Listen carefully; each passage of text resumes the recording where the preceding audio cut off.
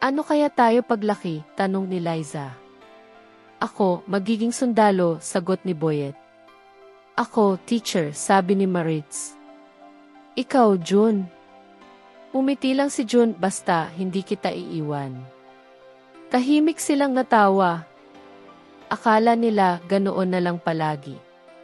Pagkatapos maligo, aakyat sila sa puno ng bayabas.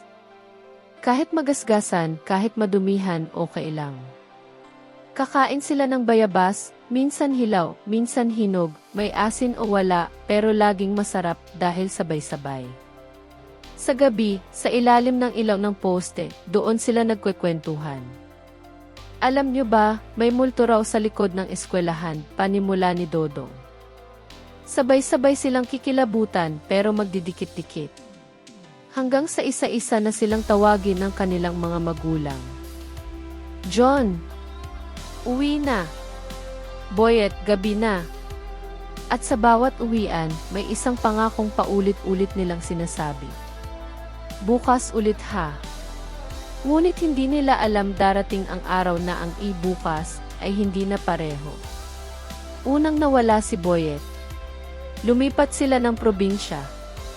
Walang paalam, walang maayos na despedida.